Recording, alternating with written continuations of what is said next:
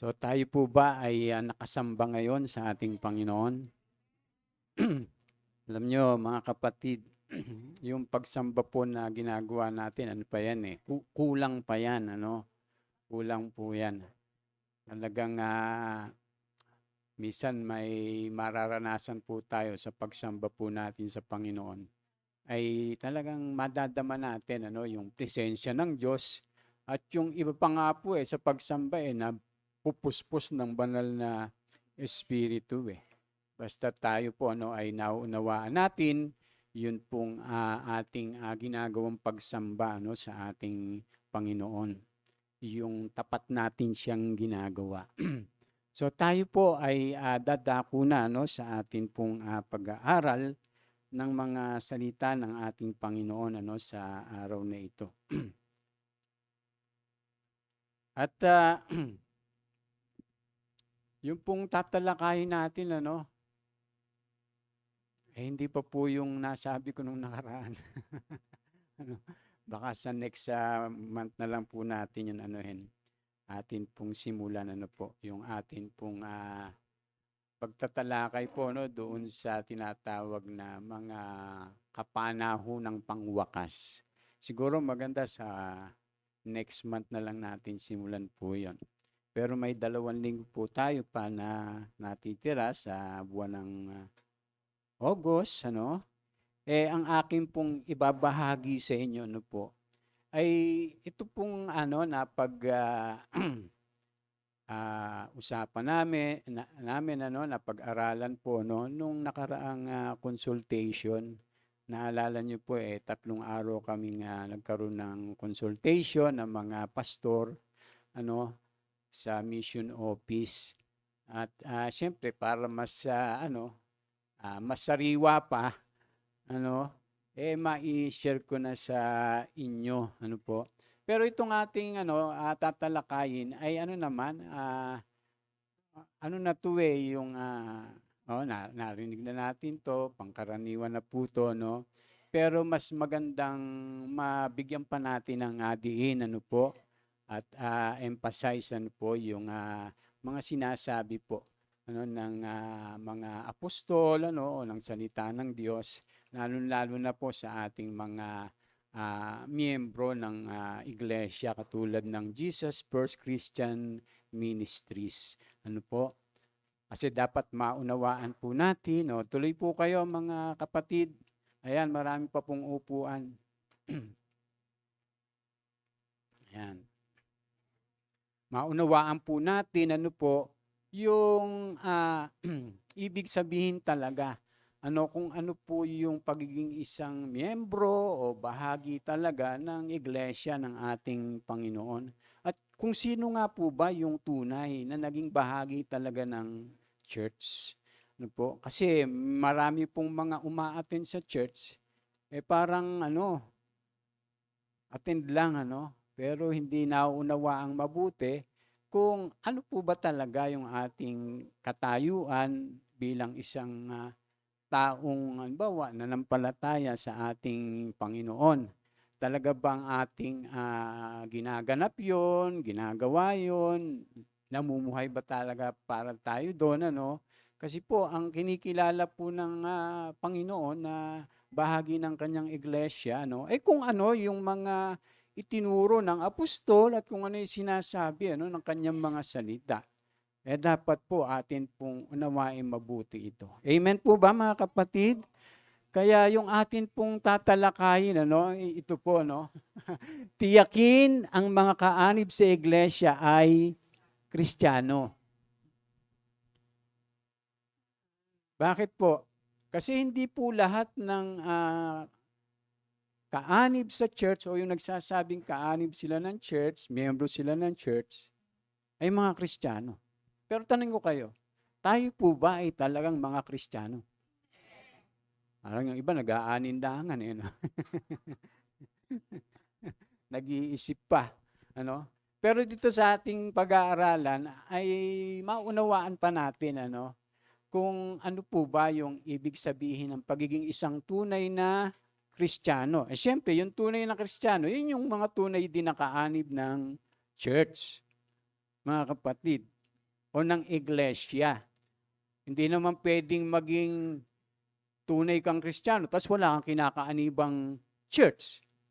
Hindi mo rin pwedeng sabihin na mananampalataya ka, tapos wala kang iglesia na hinaaniban. Hindi pwede po yan mga kapatid sapagkat lahat po ng mga sumampalataya nun sa Panginoon, lahat ng mga nanalig sa Kanya, nakipag-isa sa Kanya, ay merong church na kinakaaniban kung saan sila po ay bahagi doon. Kaya mapapansin niyo po yung sulat po ng mga apostol, halimbawa yung sulat ni Pablo sa iglesia sa Roma, yung sulat ni Pablo sa iglesia sa Corinto, sulat ni Pablo sa iglesia sa Colosas. So, ibig sabihin, yung mga sinusulatan niya, mga miyembro o bahagi ng iglesyang iyon na nakahimpil o naroroon sa lugar na yon. Halimbawa, dito sa atin, sa Antipolo, di ba? Yung sinabi ni Pastor Marpingol para sa iglesia ng Antipolo, na pinamumunuan at pinangungunahan ni na Pastor Perdi, yung gano'n, ni na Elder Ray, at ang iba pang mga leader sa church. So meron po dapat na tayong kinaaniban at naunawaan natin kung anong ibig sabihin nung pagiging isang tunay na Kristiyano o yung pagiging bahagi ng iglesia o ng church ng ating Panginoon. Sabi nga po rito, di ba sabi doon sa tiyakin ang mga kaanib sa iglesia ay mga Kristiyano. Tapos sabi diyan, ang mga ganitong pahayag ay maaring ikabigla ng marami sa atin. Hindi nga ba ng iglesia ay binubuo ng mga Kristiyano? Tama po yun. Ang church ay binubuo ng mga mananampalataya o ng mga Kristiyano. Gayunpaman sa ating panahon, napakarami ang nakikibilang sa mga iglesia na hindi naman totoong naging Kristiyano at alagad ng Panginoong Hesus. Dito kayo.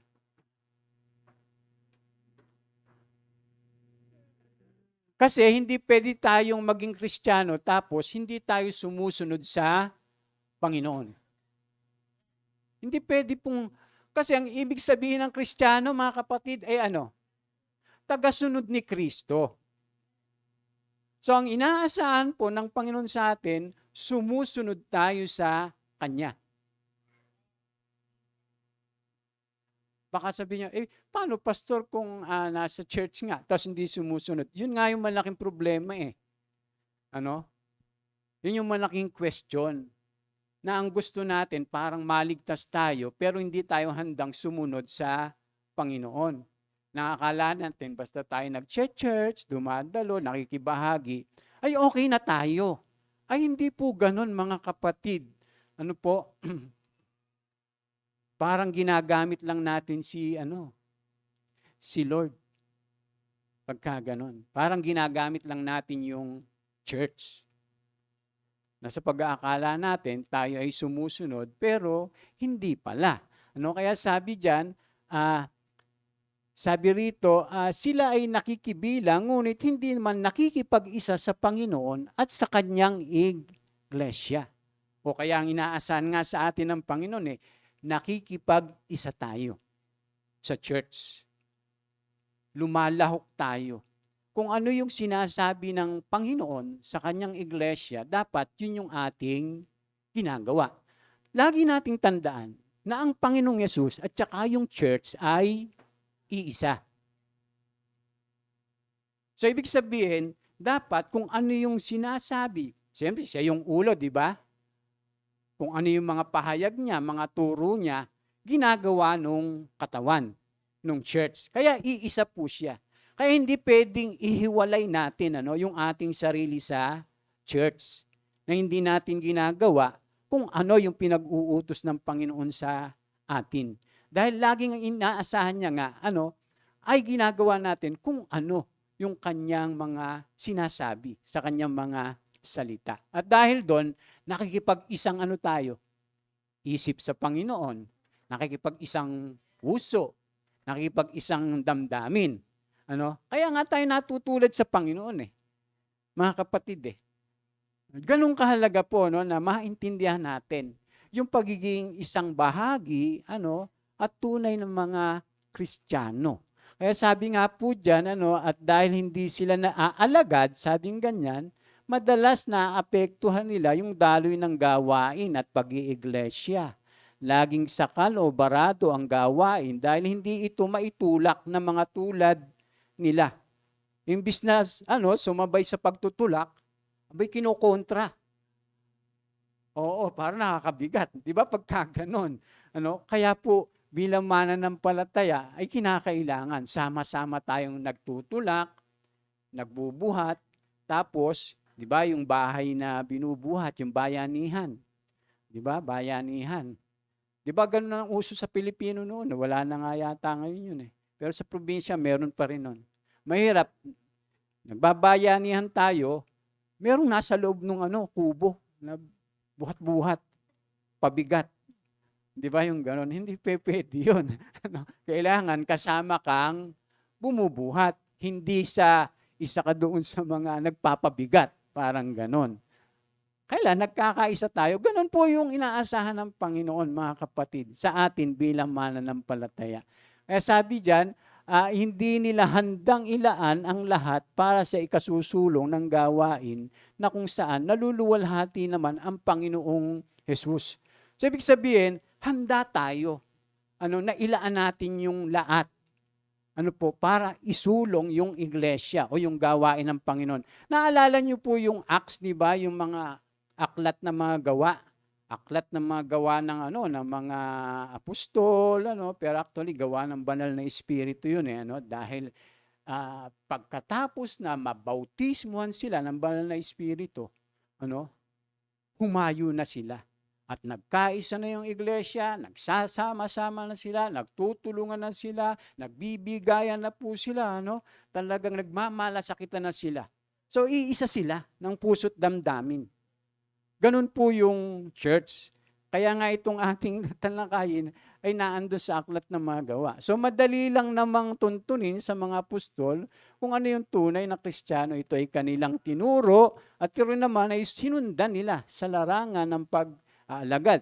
Kaya dito po, ating tatalakayin po ito. Sino nga po ba yung mga tunay na Kristiyano? So, pwede nating sabihin, sino nga po ba yung mga tunay na bahagi ng iglesia? Ito, babasahin po natin. Sabay-sabay po 1, 2, 3. Kaya dapat malaman ng buong Israel na itong si Jesus na ipinako ninyo sa krus ay siyang ginawa ng Diyos na Panginoon at Kristo. Nabagabag ang kanilang kalooban nang marinig ito. Kaya tinanong nila si Pedro at ang ibang mga apostol, mga kapatid, ano ang dapat naming gawin? Sumagot si Pedro, pagsisiyan ninyo talikuran ang inyong mga kasalanan at magpabautismo kayo sa pangalan ni Jesucristo upang kayo'y patawarin at pagkakalob sa inyo ang Espiritu Santo. Sapagkat ang pangako ay para sa inyo at sa inyong mga anak at sa lahat ng nasa malayo, sa bawat taong tatawagin ng ating Panginoong Diyos. Ayan. So ito po, ay pagkatapos na mabautismuhan na po yung mga apostol, yung unang alagad, di ba? Sa Acts po yan Acts 1, yung aklat ng mga gawa 1, di ba? Tapos, aklat ng mga gawa 2, pag binasa po natin dyan, pag binasa natin po yan po yung pangyayari na kung saan yung mga alagad, na ipinangako po ng Panginoong Yesus na huwag kayong aalis doon sa Jerusalem. Hintayin nyo muna yung pinangako ng Ama o ng ating Panginoong Yesus. At yun po yung kapuspusan o yung bautismo ng banal na Espiritu. At pagkatapos nga nilang mabaptize, nangaral na po sila. Nagpahayag na po sila, humayo na po sila.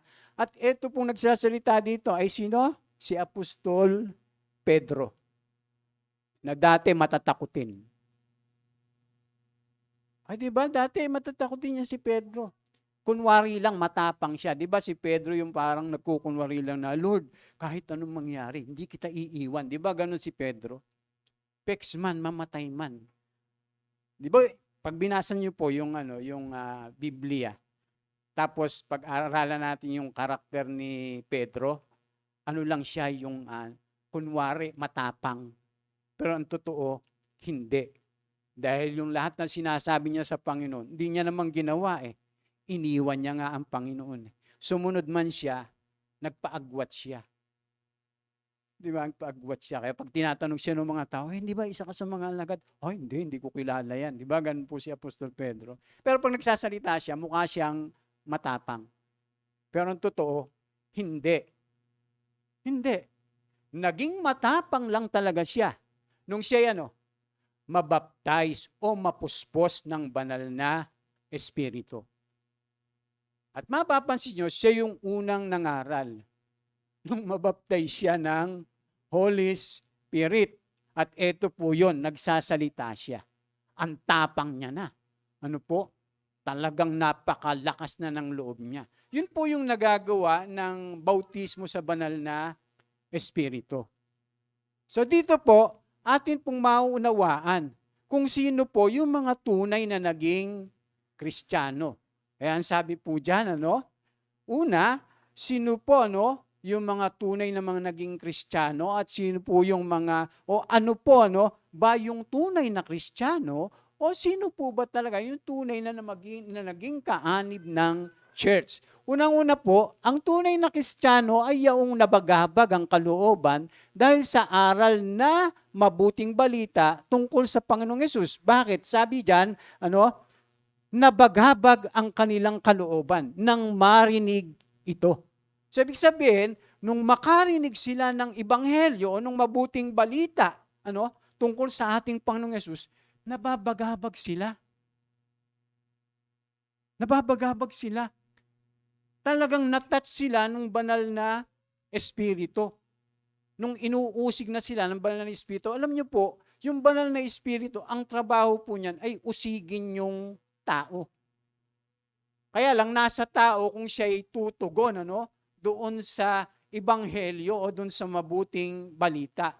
Tayo po mga kapatid, inusig tayo ng banal na Espiritu. Kaya po tayo, nakinig ng ebanghelyo. Kaya natin tinanggap yung ebanghelyo. Yun po yung unang karanasan ng mga tunay na naging Kristiyano, nababagabag o nabagabag sila. Kasi sabi diyan, sabi nga dito, walang tunay na pagsisisi kung hindi naman nausig ng banal na Espiritu Santo at natanto ang pagkakasala sa Diyos. Dito po, nagsisimula ang isang tunay na nagiging Kristiyano. Hindi po doon sa yung tawag doon, yung nabibinyagan. Yung sabi, yung bibinyagan na yung bata, sasabihin, ngayon ay isa ka ng tunay na Kristiyano. Sasabihin ganun. Di ba? Ganun po yung nakasanayan natin. Tapos nung lumaki na yung bata, ngayon nga, yung mga kabataan, napakadaming pasaway na mga kabataan eh. Tama ba, brother boy? Oo. Yang bang katabi mo, mga mababait? Mababait. Napakarami ngayon na mapapanood natin, mababasa natin. May nabasa nga ako nga ngayon. Kailan ba yung pinatay niya yung nanay niya? Napakabata pa. 16 years old. Pero yun, ganun nakatindi ngayon. Tapos ngayon, yung mga pasaway na kabataan, di ba? Mabata pa. Na dati-rati noon, sitan mo lang, di ba? Nakagano yung mga kabataan. Pag, uwi kayo, kahit hindi nila kilala. Yung mga kabataan, uwi. Ngayon, pagka sinitsitan mo, bubugbugin ka. Pagbabatuhin ka. Di ba mapapansin nyo ngayon yung panahon natin, palala na ng palala, pasama na ng pasama. At alam niyo po kung bakit? Kasi yung mga magulang din minsan. Oh. Hindi, yung mga magulang din minsan, may problema.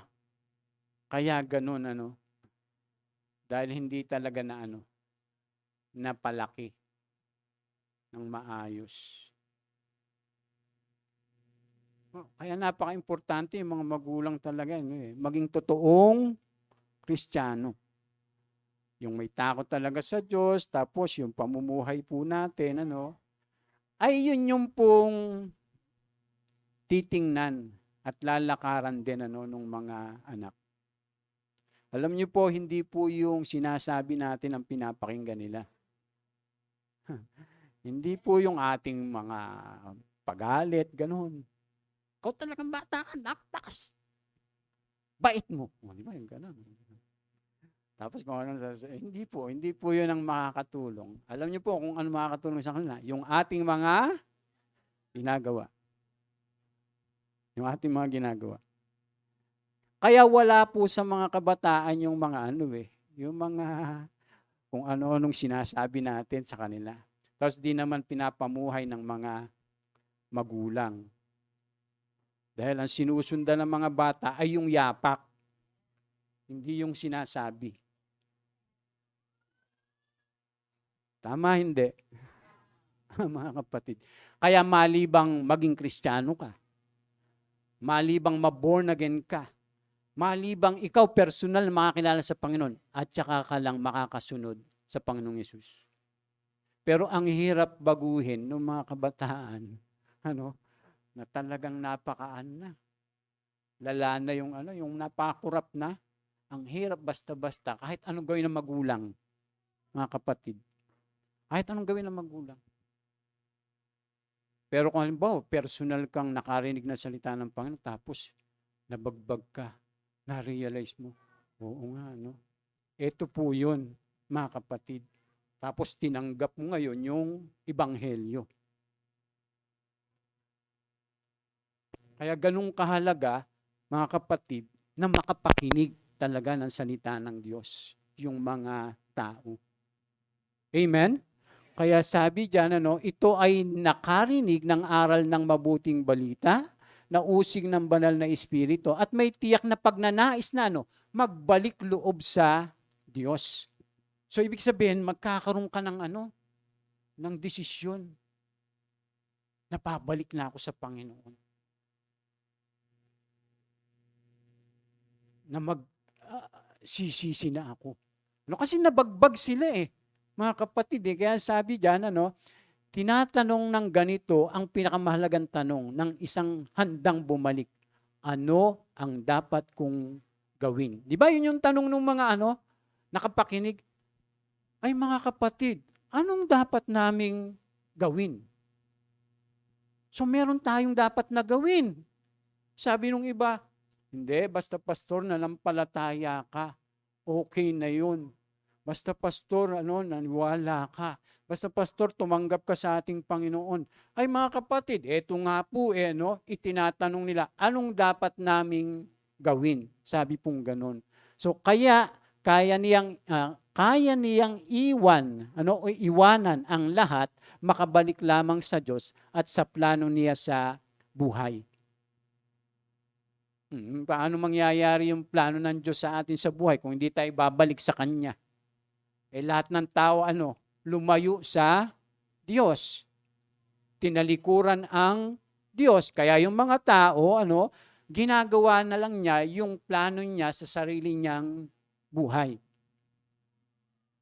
Nang wala ang Diyos. So yun po yung una, mga kapatid. Ano nga po ba yung mga tunay na Kristiyano? Una po, ang tunay na Kristiyano ay yung nabagbag ang kalooban dahil sa aral ng mabuting balita tungkol sa Panginoon. Pangalawa, ang tunay na Kristiyano ay yung nagsisi at handang tumalikod sa gawang kasalanan. So yung tunay na mga naging Kristiyano, mga kapatid, ay mga nagsisi po yun. Hindi basta't binuhusan ng tubig yun. Tapos naging Kristiyano na. Ay di pa nga, Doon sa dati natin, para maging ganap pa yung pagiging Kristiyano mo, anong gagawin? Yung susunod, kumpil. Oh, may kumpil pa. Pero pumunta ka sa loob ng kulungan, mga ano yun, binyagan, kumpilan pa. Pumunta ka sa sabungan, mga ano yun, binyagan, kumpilan pa. Pumunta ka sa beer house, yung mga nagsasayaw,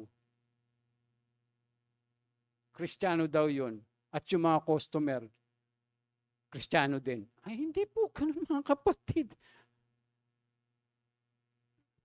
Hindi pwede pong mangyari yung ganun na Kristiyano ka tapos ganun yung buhay mo. Ganun yung ginagawa mo. Ang tawag po doon ay ano? Deceive. Nalinlang na sa pag-aakala nila, naging Kristiyano sila sa pamamagitan lang nun. Tapos ginagawa din nila yung gusto nilang gawin. Hindi po, mga linlang po yung mga ganon. Mga kapatid.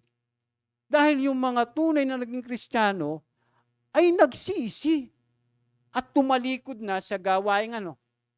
Masama. Tingnan nyo, sabi po ng Biblia, sumagot si Pedro, kaya sabi nila, anong dapat naming gawin? E di sumagot si Pedro, pagsisihan ninyo, talikuran ang inyong mga kasalanan. Kita nyo, napakalinaw. Minsan, di natin na-emphasize yan eh. Ang sabi, pagsisihan at, meron kasing nagsisisi lang eh. Lord, sorry po, patawarin niyo po ako. Di ba yung ganon? Tapos sasabihin niya, hindi ko na po uulitin. Sasabihin, ganon pa nga eh. Ano? Alam niyo po ba ang tunay na pagsisisi? Tumatalikod. At hindi rin pagsisisi yung nalungkot ka doon sa ginawa mo. Hindi rin pagsisisi yung umiyak ka pa doon sa mga ginawa mong kasalanan. Hindi po pagsisisi yun. Lalo na kung hindi ka nagbabago. Hindi mo tinatanikuran. Hindi po pagsisisi yun. Ang tunay na pagsisisi ay yung nababago. Nababago ka. Binago mo. Nagpasya ka. Na talikuran nga yung kasalanan o kasamaan. Yun yung ibig sabihin ng repentance. Totally turn back from sin. Lubusang pagtalikod sa kasalanan. Amen? Kaya pagkalimbawa, totoong nagsisi yung isang tao, mababago yung kanyang buhay. Pero pag yung tao hindi totoong nagsisi, pero nagsisi siya sa kanyang sarili, sasabihin niya, tawarin niyo po ako. Tapos di siya nagpasya na talikuran yung kasalanan na yun, hindi siya mababago. Hindi siya magbabago. Ganun pa rin yung kanyang magiging buhay. Amen? Kaya yung totoong naging Kristiyano, tumalikod sa kasalanan. Kaya sabi mo sabi po dyan, malinaw po ang sagot ni Apostol Pedro. Anong kailangan kong gawin? Pagsisihan at talikuran ang mga kasalanan. Ang hindi handang tumalikod sa kasalanan ay hindi handang maging Kristiyano at hindi magiging Kristiyano. Hindi maging Kristiyano. Pero ang alam nila, sila yung mga Kristiyano. Kaya ang tawag sa atin, Christian country. Dahil akala ng marami, pagka nabinyagan ka na, kumpilang ka, naging Kristiyano ka na. Hindi po ganun, mga kapatid. Nagiging Kristiyano lang po yung isang tao pagka siya nagpasyang tumalikod sa kasalanan. Galing tayo sa kadiliman dahil namuhay tayo sa kasalanan, namuhay tayo sa ating sarili, namuhay tayo sa laman. Pag tayo nakarinig ng ebanghelyo na mabuting balita, at sinabi ng salita ng Diyos na pagsisihan natin at talikuran natin ang ating mga kasalanan, tapos na-realize mo lahat yun at nagpasya ka na gawin yun, doon ka nagsisimulang maging Kristiyano, mga kapatid. Amen? Amen? Ganun po ba yan, Pastor? Eto po yung ano eh. Di naman sinabi sa Biblia na basta't na binyagang ka, magiging Kristiyano ka na eh. Di naman sinabing ganun eh. Ang sabi pa nga dyan, sa paglalarawan ni Pedro, ang iglesia, sino yung iglesia? Mga Kristiyano, yung mananampalataya. Sa paglalarawan ni Pedro, ang iglesia ay bayang hinango mula sa kadiliman tungo sa kahangang kaliwanagan. Buhat sa Diyos. Kaya sabi po dyan, basahin natin ng sabay-sabay. Sige. Basa tayo lahat ha. 1, 2, 3. Ngunit kayo ay isang lahing pinili, grupa ng maharlikang pari, isang bansang nakalaan sa Diyos, bayang pag-aari ng Diyos upang magpahayag ng mga kahangahangang ginawa niya. Siya ang tumawag sa inyo mula sa kadiliman patungo sa kahangahangang kaliwanagan. Oops. Di ba? Si Pedro din po ang nagsalita niyan. Di ba? Yung pangangaral niya, siya nagsasalita doon sa mga tao. Tapos, eto rin po sa sulat niya. At sabi niya pa nga po, nilaliman niya. Tinan niyo po ang sabi. Ngunit, kayo, sino yung kayo? Yung mga church, yung mananampalataya, ay isang lahing pinili. Ay, sino po ba yung pinili? Di ba yung Israel? Kaya po yung mga mananampalataya ay naging bahagi ng Israel. Kaya sinasabi ni Apostol Pedro, tayo lahing pinili. Yun po yung ibig sabihin ni Apostol Pedro. Kaya po yung mga ililigtas ng Panginoon, yung bayan ng Diyos, yung Israel, yun yung pinili niyang bayan. At pag sinabing Israel, hindi po yung lahi ni Abraham physically, kundi yung mga nanampalatayang katulad ni Abraham. Mga kapatid. Kaya sinasabi po ni Apostol Pedro to, lahing pinili, grupo ng maharlikang pari. Abay, ginawa pala tayong mga pari. Ang tawag din pala sa atin ay mga pari o saserdote. Bakit? Kasi nga po, noon ang naglilingkod lang sa templo, mga pari. Sa lumang tipan. Pero ngayon, yung bawat isa sa atin ay meron ng karapatan at kakayanan na maglingkod sa ating Panginoon. Kaya lahat tayo tinatawag na mga saserdote, mga pari, mga kapatid. Ay, ganun po ba, Pastor? Oo. Hindi lang naman kami yung naglilingkod kundi tayong lahat. Basta tayo po ay bahagi ng church, lahat po tayo, kung nakikisa tayo, di ba? Naglilingkod tayong lahat sa Panginoon. Ang mahirap pagka hindi ka nakikiisa. Kaya nag-iisa ka. Pagka ganun. Nagsasarili ka pagka ganun. Kaya ang sabi, kayo yung mga maharlikang pari, isang bansang nakalaan sa Diyos. Inilaan na ba tayo para sa Diyos? Ibinukod po tayo mga kapatid. Nung tayo'y piliin ng Diyos, kasi ang sabi, lahing pinili. Tapos sabi niya ganyan,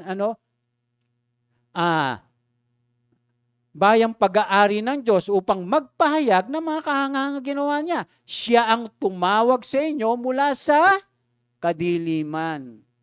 Lahat naman tayo nasa kadiliman talaga mga kapatid Pero ngayon, tayo na ay nasa liwanag. Sino yung liwanag? Si Kristo. Ngayon, pagka si Kristo nasa atin, nagliliwanag din tayo. Yun kung sumusunod tayo sa Panginoon. Kaya nga sabi ng Panginoon, kayo ang ilaw ng sanlibutan. Kayo ang asin at ilaw ng sanlibutan. Bakit? Nasa atin si Kristo Kung sumusunod tayo sa Kanya, di ba? Nakapagbibigay tayo ng tanglaw doon sa mga nadirimlan. Kaya sabi ni Pedro, siya'y tumawag sa inyo mula sa kadiliman patungo sa kahangahangang kaliwanagan. Kayo'y hindi bayan ng Diyos noon. ngunit ngayon kayo'y bayang hinirang niya. Noon, pinagkaitan kayo ng habag, ngunit ngayon, tinanggap na ninyo ang kanyang habag. O, tinan niyo po ang sabi dito sa verse 11, bilang mga Kristiyano o mananampalataya. Basahin natin. Verse 11, 1, 2, 3. Yung malakas. Mga minamahal, nakikiusap ako sa inyo bilang mga dayuhan at pansamantalang naninirahan lamang sa daigdig na ito.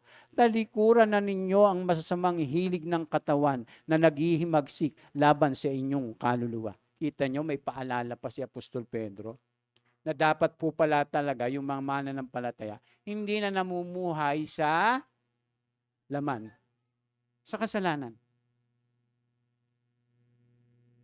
Kasi ang sabi, nakikiusap ako sa inyo bilang mga dayuhan at pansamantalang naninirahan lamang sa daigdig. Naalala ko palagi yung panalangin ni Kuya Randy, pag nagpe-pray siya na yung atin pong buhay dito, tayo naririto, pansamantala lamang. Hindi talaga ito yung ating tahanan. Kaya ako hindi na ako masyado yung parang yung tawag dyan, yung nag-aambisyon na magkaroon pa ng mga ganito, ganyan. Alam niyo mga kapatid, kaya maintindihan po natin yun. Huwag tayong mainggit doon sa may mga ganito, ganire. Lalo na yung may mga pinapakita na 4 na po yung sasakyan. Diba? May nabasa ako yung pag nag-aral siya sa DPWH na lang siya, kukunin niya. Ay, ba't pala tayo napunta ron? Mga kapatid, hindi dapat matutunan natin makontento. Yun yung problema minsan sa atin. Hindi natin mapag-aralan yun. Samantalang itinuturo po ng Panginoon yun. Sabi ng Panginoon, bakit kayo mamumroblema sa inyong kakanin, daramtin, iinumin, di ba? Kung yung mga ibon, damo, mga bulaklak, inaalagaan ng Diyos, kayo pa kaya? Amen? O sabihin nyo, pastor, hindi ba kailangang magtrabaho, mag-aral? Kailangan. Pero wag po natin masyadong dibdibin na meron tayo ng ganito. Kung anong ipagkalob sa atin ng ating Panginoon ngayon, magpasalamat tayo sa Diyos. Basta malaga tayo sumusunod sa Kanya. Tandaan natin talagang walang kwenta ang lahat ng bagay. Lalo na pag tayo po wala na rin. Sabi nga ng Biblia, walang halaga ang kayamanan, pagdating ng kamatayan. Alam niyo po ang mahalaga pagdating ng kamatayan? Ha? Yung atin pong buhay nung naandito tayo sa lupa, kung paano natin ipinamuhay. Baka matulad tayo dun sa lalaking mayaman, kataas mamatay. Tapos yung pobre namang pulubi, di ba? Na si Lazaro ay napunta dun sa piling ni Abraham. At yung mayaman ay naging pulubi. Kaya tayo matutunan natin mga kapatid, pasalamat sa Panginoon kung anong meron tayo ngayon. Alam nyo, yun po alam nyo pag nagpe-pray ako sa umaga, lagi kong pinasasalamatan, yung maliliit lang na bagay. Hindi yung malaki. Pinasasalamatan ko sa Panginoon na nakilala ko siya. Bakit? Yun yung pinakamahalaga ang pagkakilala kay Kristo Jesus.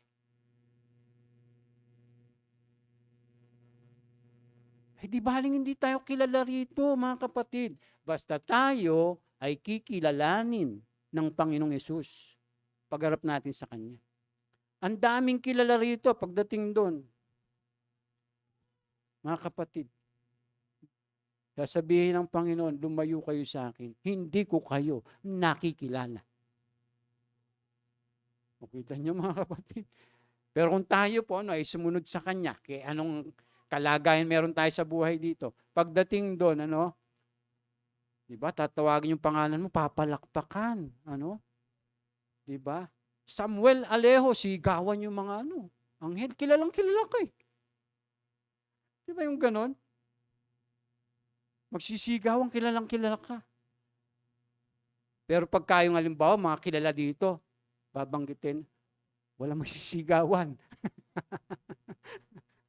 Dahil hindi naman siya kinikilala. Hindi para siya dun. Kaya mga kapatid, bilang mga Kristiyano, mamuhay tayo, katulad ng sinasabi po, ni Apostol Pablo. Masabi diyan, bilang mga dayuhan, pansamantalang naninirahan lamang sa daigdig na ito. Pero inyo, pansamantala? Pansamantala, mga kapatid. Kaya lahat ng inimpok mo, lahat ng mga itinago mo, lahat ng pinahalagahan mo, sa isang glap, wala lahat. Wala lahat, mga kapatid. Habol ka ng habol ng pera. Habol ka ng habol. Para kang naghahabol sa hangin. Hanggang sa dumating na yung araw mo, naghahabol ka pa rin. Meron akong narinig na ganun eh. Mamamatay na lang. Anak, yung mga kayamanan ko, ha? Huwag mong huwag gagastusin rin. Ang gagawin mo doon? Hindi po masamang yumaman. Ang masama ay yung kayamanan natin ay hindi naman natin nagagamit para sa Kanya. Alam niyo po yung kayamanan, mga kapatid, di ba material yan? Di ba material yan? Ngayon, paano maging spiritual? Paano nagiging spiritual ang material? Sige. Kung nagagamit natin sa karangalan ng Diyos. Pero nananatiling material ang lahat ng bagay kung iyan ay ginagamit mo lang para sa iyong sarili. Anything, magiging spiritual lang siya kung anumang mga material yan pag ginagamit natin sa kaluwalhatian ng Diyos. Kaya tayo po, yung buhay natin, mga kapatid, sabi nga ni Apostol Pedro, gamitin natin para maparangalan natin ang Panginoon. Huwag nating gamitin, sabi rito, sabi diyan, talikuran na ninyo ang masasamang hilig ng katawan. Alam niyo po kung ano ibig sabihin yan? Yung puro na lang pagpapasarap at pagsasaya sa buhay nito ang ginagawa natin. Akala nyo, hindi pastor, yun yung mga nagiinom, papasasa sa mga karim-marim na gawain. Hindi po. Alam niyo po yung pagsasaya, nagiging makalaman po yun pagka ang ginagawa lang natin ay puro pagsasaya na lang.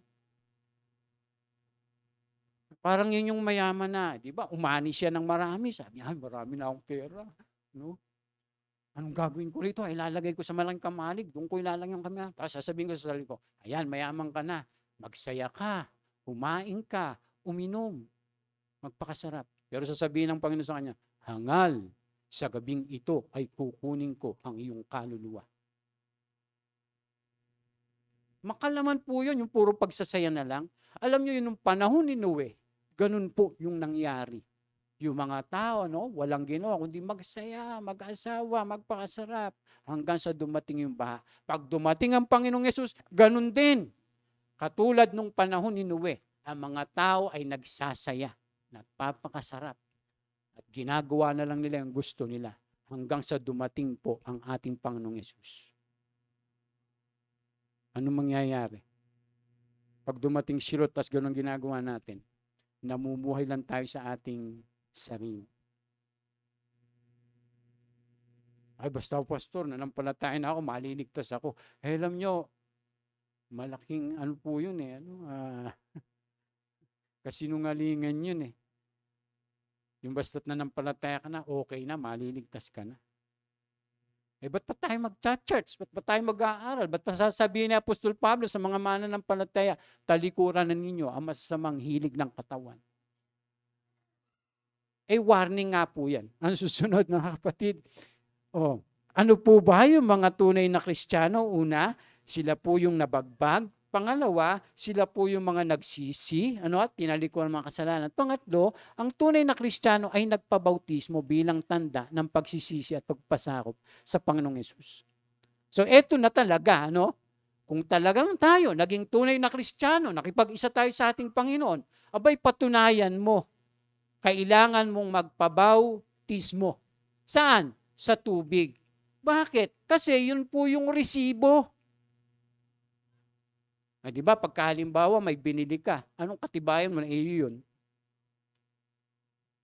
Di ba yung resibo? Ngayon, anong katunayan natin, katibayan natin na tayo nga po ay nagsisi. Tayo nga po ay tumalikod na sa ating mga kasalanan. So, kinakailangan, magpabautismo ka sa tubig. Hindi yung binubuhusan ng tubig, kundi yung inilulubog sa tubig. Kaya ang sabi ng Biblia, di ba, sabi diyan, hindi, okay lang yan. Balik mo. Ang Kristiyano, sabing gano'n, susunod. Ayan. Ang Kristiyano ay nagpapabautismo bilang tanda ng kanyang pagsisisi at pagbabagong buhay. Sabi diyan, ito rin ay pangako sa Diyos ng pusong nalinis na dahil sa muling pagkabuhay ng Panginoong Yesus. Kaya sabi po ng salita ng Diyos, ano ngayon ang sasabihin natin? Patuloy ba tayong magkakasala upang sumagana sa atin ang kagandahang loob ng Diyos? Sabi po ganon. Sabi ni Apostol Pablo, hindi. Kita nyo? So ang mga Kristiyano dapat hindi na nagpapatuloy sa pagkakasala. Ang sabi diyan, tayo'y patay na sa kasalanan. Paano pa tayo mamumuhay sa pagkakasala? Hindi ba ninyo alam na tayong lahat na nabautismuhan kay Kristo Jesus ay nabautismuhan sa kanyang kamatayan? Sa makatuwid, tayo'y namatay na at nalibing na kasama niya sa pamamagitan ng bautismo upang kung paanong binuhay muli si Kristo sa pamamagitan ng dakilang kapangyarihan Ama, tayo rin ay magkaroon ng panibagong buhay. Kaya yung mga tunay na naging Kristiyano, may panibagong buhay na. Kaya siya nagpabautismo, pag siya inilulubog sa tubig, di ba, kasama tayong namatay. Namatay na sa ating sarili, namatay na tayo sa kasalanan. Pag tayo inilubog sa tubig, at pag tayo umahon, meron na tayong panibagong buhay. Amen? Kaya dapat yung Kristiyano ay nabago ang buhay. Nag-amen din Praise the Lord. Praise God. So kaya mga kapatid, kapag sinasabi nating Kristiyano tayo, patuloy pa rin tayo sa masasamang gawain, masasamang bisyo. Mag-isip-isip po tayo. Baka po hindi ka pa nagpasyang magsisi at talikuran ang iyong mga kasalanan. Kaya hindi po nababago yung basta nagre-reliyon lang. Yung basta may reliyon ka lang, okay na. Hindi po mababago ang buhay nun. Yung basta umaattend ka lang, hindi po. Ang nababago ay yung nakinig at tumanggap sa Ebanghelyo. Halimbawa, nag-aaral tayo ngayon, di nakapakinig kayo mabuting balita, di ba? May Ebanghelyo. Pero kung hindi ka magpapasya, gaya ng sinabi ng Biblia, na tayo magsisi, tumalikod, magpabautismo, magpasya ka na sumunod sa Panginoon, hindi po yun mangyayari. Kasi yung tunay na pananampalataya ay isang desisyon yun. Ang sino mang sumampalataya. Ang sino mang magsisi at tumalikod sa kasalanan. Ang sino mang magpabautismo. Ano susunod mga kapatid? Tingnan niyo po yung kahulugan ng pagpapabautismo. Basahin nga natin to na sabay-sabay. 1, 2, 3. Ang tubig ay larawan ng bautismong nagliligtas sa inyo ngayon. Ang bautismo ay hindi paglilinis ng dumi ng katawan, kundi isang pangako sa Diyos buhat sa isang malinis na budhi. Iniligtas kayo ng bautismo sa pamamagitan ng muling pagkabuhay ni Jesucristo na umakyat sa langit at ngayon nasa kanan ng Diyos. Naghahari siya roon sa mga anghel at sa mga kapangyarihan sa langit. So yung bautismo po, sabi diyan, ang bautismo ay hindi paglilinis ng dumi ng katawan, kundi isang pangako sa Diyos. So pag nagpabautismo ka sa tubig, ano daw po yon? Mangangako ka. Mangangako ka na sa Diyos na Lord, ikaw na ang aking mamahalin. Di ba ganon? Ikaw na ang aking susundin. Ikaw na ang aking paglilingkuran. Ikaw na yung aking Diyos sa buhay. Tapos pagbabalik ta rin natin yon, pag hindi ka nagpasya na magpabautismo, ang Diyos mo pa rin ang iyong sarili. Ang pinaglilingkuran mo pa rin ay ibang mga Diyos. Baka si Satanas pa rin ang sinusunod mo. Kaya nga po magpapabautismo, kaya alam nyo, tatanggihan mo ang masama sa buhay mo. Tatanggihan mo ang dyablo. Kaya ka nga mangangako sa Diyos parang nagpakasal ka, Lord, ako'y nakikipag-isa na sa iyo. Hinihiwalayan ko na yung dati kong Diyos. Mga kapatid, simple lang po ito na paliwanag. Nakikipaghiwalay ka sa dati mong Diyos at makikipag-isa ka sa tunay na Diyos. Yun po yung ibig sabihin ng bautismo sa tubig. Nangangako ka sa Kanya. Tingnan niyo po, di ba yung kinakasal, nangangako sa isa't isa na magsasama habang buhay. Ngayon, pag nagpabautismo ka, magpapakasal ka, parang papakasal ka sa Panginoon. Mangangako ka na sa Kanya na ikaw na yung Diyos na paglilingkuran ko habang buhay. Na ikaw na yung sasambahin ko. Na ikaw na yung susundin ko. Na tinatalikuran ko na ang dyablo, si Satanas, sa buhay ko. Kaya nung Panginoong Yesus, nung siya'y muling nabuhay, ano sabi sa Biblia? Pumunta siya sa kailaliman. Napansin niyo po yun? Tapos, pinangaralan niya yung mga espiritong nakakulong doon sa Tartaro. Bakit? Kasi, hindi yung pinangaralan niya para mangaral sa Ebanghelyo. Hindi, pinahayag niya yung katagumpayan o kayong mga masasamang espiritu kayo na pagtagumpayan ko na ang kasalanan. Dahil ako'y muling nabuhay na. Sabi niya ganyan. May connection po yun. Kaya pag binasa po natin yung kasama niyan, doon po binabanggit yun. Nung ang Panginoong Yesus ay muling mabuhay, pumunta siya sa kailaliman at nangaral siya. Pinoklaman niya yung tagumpay na ginawa niya. Mga kapatid.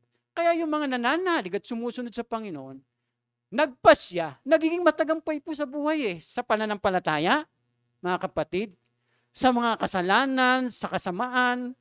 Bakit? Kasi nga, nagpasya na siya, nangako na siya, sumunod na siya sa Panginoon. Kaya hindi siya magagalaw ng masama. Ayun po yung sabi ng Biblia, mga kapatid. Pero pag tayo po, hindi tayo, magpasya na gawin yon, ay pinaglalaro lang tayo ng ng kaaway. Tapos akala lang natin sumusunod tayo sa Panginoon. Pero ang totoo, hindi. Kaya kinakailangan po natin pagpasyahan. Oh, wala na ba? O yan. And lastly, ano nga po ba yung mga naging tunay na Kristiyano? O sino nga po ba yung mga tunay naging kaanib ng iglesia? Sila po yung mga nabagabag, sila po yung mga nagsisi at tumalikod sa kasalanan, sila po yung mga nagpabautismo, and lastly, ang tunay na Kristiyano ay tumanggap at nakahandang tumanggap sa kaloob ng banal na Espiritu na ipinangako ng Ama ng ating Panginoong Hesus. Sabi po ng Biblia, at ipagkakalob sa inyo ang Espiritu Santo, sapagkat ang pangako ay para sa inyo at sa inyong mga anak at sa lahat ng nasa malayo, sa bawat taong tatawagin ang ating Panginoon. Sabi po dyan, ang tao ay naliligtas at nagiging Kristiyano sa pamamagitan lamang ng pagsisisi at pananampalataya sa Panginoong Hesus. Ito'y pinapatibayan niya sa pamamagitan ng pagpapabautismo sa tubig. Kaakibat ng kaligtasang ito ay ang pangakong kaloob na banal na Espiritu para sa lahat ng mga tatawagin ng Diyos at magbabalik loob sa Kanya. So ito po mga kapatid, critical po ito, importante po ito sa buhay Kristiyano. Yung tayo po ay makatanggap nung kapuspusan ng banal na Espiritu. Tandaan po natin, nung napuspos po, sila Pedro, yung unang alagad, actually nangangaral na sila noon. Hindi pa sila napupuspos, hindi pa nila natatanggap yung banal na Espiritu, pero nangangaral na sila noon. Di ba? Kasama nila ang Panginoong Hesus Pero hindi pa nila tinatanggap yung banal na Espiritu. Nung umakyat lamang po ang Panginoong Hesus sa langit. At saka lang po sila nabaptize ng Holy Spirit. Pero nung kasama nila ang Panginoong Hesus, hindi pa bumababa yung banal na Espiritu. Dahil ang kasama po nila ay ang Panginoong Hesukristo. So ibig sabihin, hindi lahat ng nananampalataya ay nababaptize o nakakaranas. Pero ang pangako, dapat lahat maranasan po yung kapuspusan ng banal na Espiritu. Alam nyo, importante po to sa buhay Kristiyano. Bakit? Kasi nga po, sabi dyan,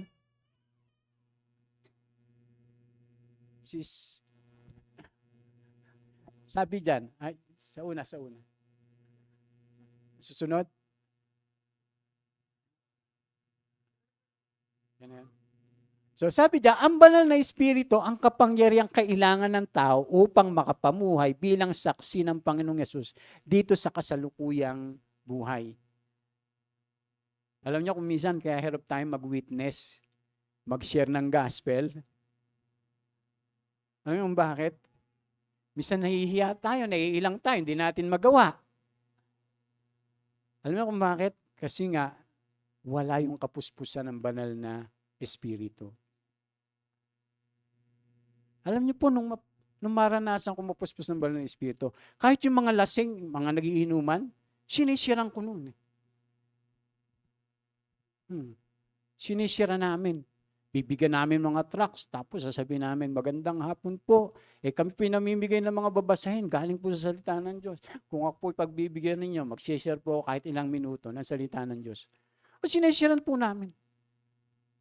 Isang nakapagtataka yung ganun, hindi basta-basta yun. Pero ginagawa po namin yun noon. Nung maranasan kong mabaptize ng Holy Spirit, sinisiran po namin. Kaya napakahalaga po. Kaya ang sabi diyan, ito yung susunod.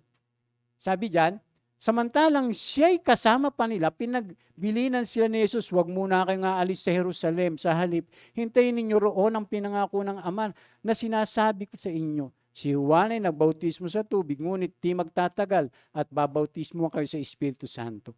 Sabi ko gano'n. Pagdating doon sa verse 8, subalit, tatanggap kayo ng kapangyarihan pagbaba sa inyo ng Espiritu Santo. At kayo'y magiging mga saksi ko sa Jerusalem, sa buong Judea at Samaria hanggang sa dulo ng daigdig. Pagbaba ng banal na Espiritu, ano sabi? At kayo'y magiging mga saksi ko. Kaya nung nabaptize sila ng banal na Espiritu, ano naranasan nila? Nung sila yung mabaptize? Pag binasa natin yung Acts 1, pababa, nagsalita sila sa ibang wika. Nabaptize sila lahat. Nagsalita sa ibang wika. At pagkatapos nun, nag-witness na sila. Ito nga yun, yung ating text. Si Apostol Pedro, tumapang na ng gusto, nangaral na siya ng mabuting balita. Ang tapang-tapang niya na dati matatakutin siya. Kaya lang siya matapang pagkasama si Lord. Pero wala na si Lord, tumapang na siya. Kaya nung mamatay po si Apostol Pedro, dahil sa pangaral, paano siya namatay? Ipinako siya patiwarik. Yung ulo niya nandun sa baba. At habang pinapako pa siya, sabi niya, magsisi na kayo. Nangangaral pa rin siya.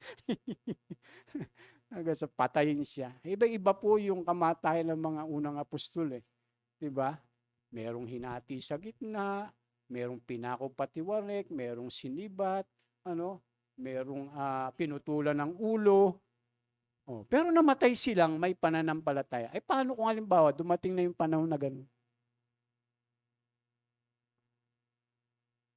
Kailan po yan, Pastor?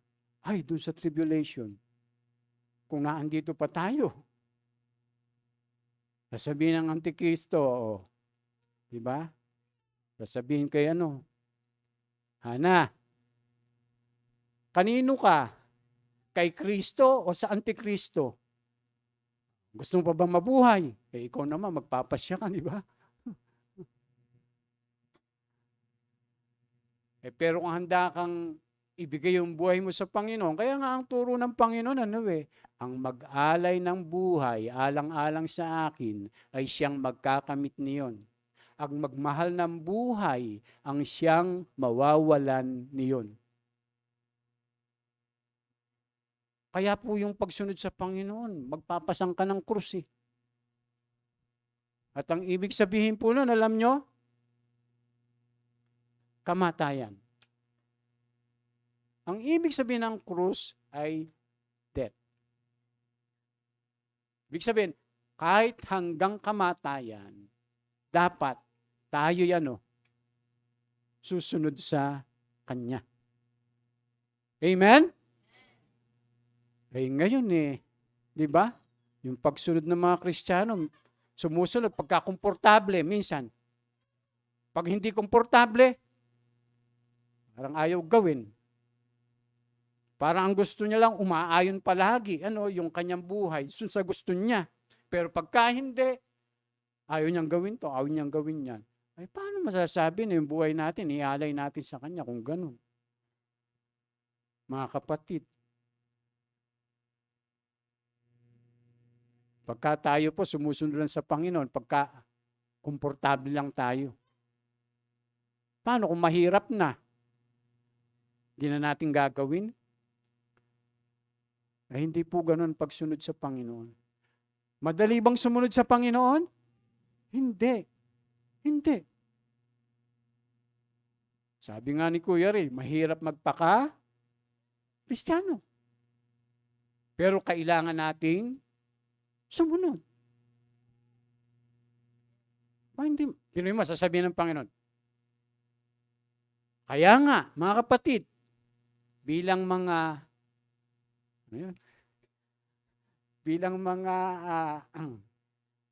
tinawag ng Diyos, alang-alang sa masaganang habag ng Diyos, ako'y namamanik sa inyo. Ialay ninyo ang inyong sarili. Sabi nga nun, tapos, huwag na kayong umayon sa takbo ng mundong ito. Siyempre, pag ikaw sanay ka nang nag-i-enjoy sa buhay dito, di ba? Sanay kang kasama mo yung mga kaibigan mo, nag-i-enjoy kayo, Tapos ganito yung ginagawa nyo, inuman dito, inuman dyan, party-party, di ba? Puro ganun na lang. Di ba? Nag-i-enjoy ka . Pero pag sinabi na ng Panginoon na talikuran ninyo ang gawain mga sanlibutan, di ba ang hirap? Ang hirap. Kasi hindi ka sanay na hindi ganun yung ginagawa mo. Pero pag sumunod tayo sa Panginoon, tatalikuran mo yun. Dahil tatalikuran mo ang iyong sarili. Ganun po yun mga kapatid. At alam niyo po, para magawa natin yun, kailangan natin ang kapuspusan din ng banal na Espiritu. Tingnan niyo po yung susunod. Sabi dyan, ito rin yung kapangyarihan upang makapanagumpay ang Kristiyano laban sa kapangyarihan ng laman ng kasalanan. Sabi dyan, basa. 1, 2, 3. Mga kapatid, hindi na tayo alipin ng likas na hilig ng laman, kaya hindi na tayo dapat mamuhay ayon sa katawang makalaman, sapagkat mamamatay kayo kung mamumuhay kayo sa katawang makalaman. Ngunit kung pinapatay ninyo sa pamamagitan ng Espiritu ang mga gawa ng katawang makalaman, mabubuhay kayo.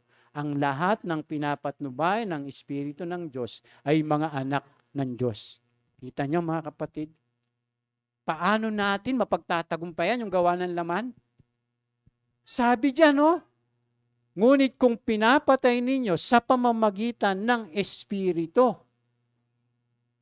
Sabi pong ganon, ang mga gawa ng katawang makalaman, mabubuhay kayo. Kaya ganun kahalaga yung kapuspusan ng banal na Espiritu.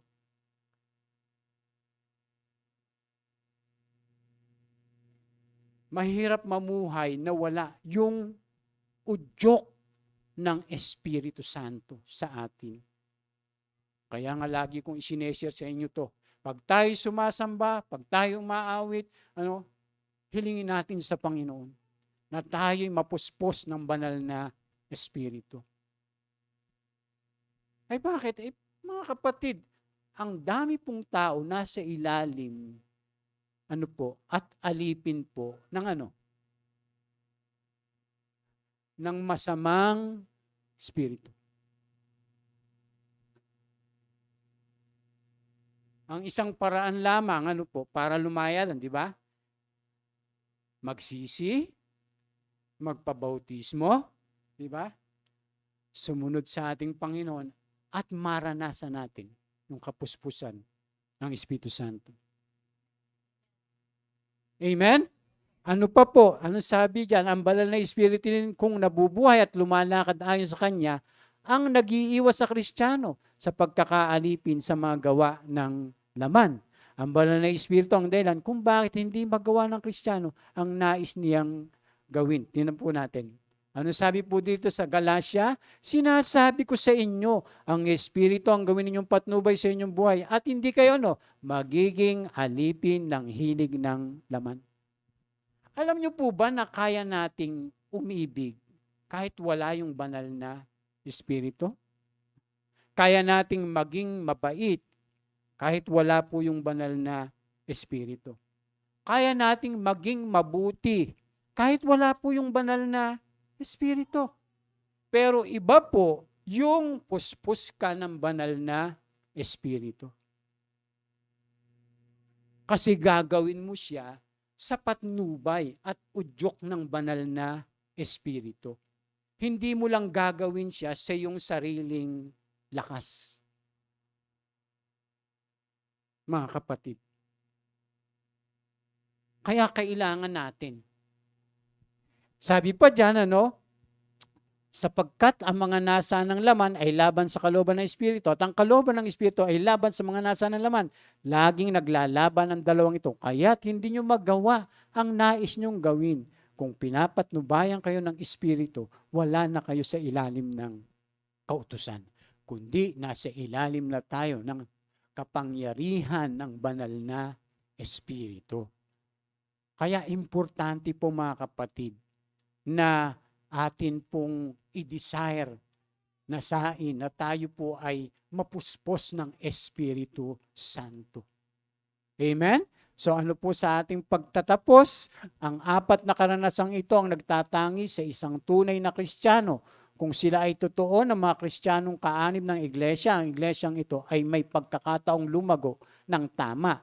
Kasama ng iba pang mga sangkap, ang mga ito ay maaalagat at mailalagay sa landas ng paglilingkod at pag-unlad tungo sa wangis ng Panginoong Hesus. Amen po mga kapatid? Ayan, nawa po naunawaan natin kung sino po yung mga tunay na nagiging kaanib ng church. At nawa po mag-reflect po talaga sa ating buhay ito bilang mga Kristiyano. Pagpalain po tayo ng ating Panginoon, palakpakan po natin siya.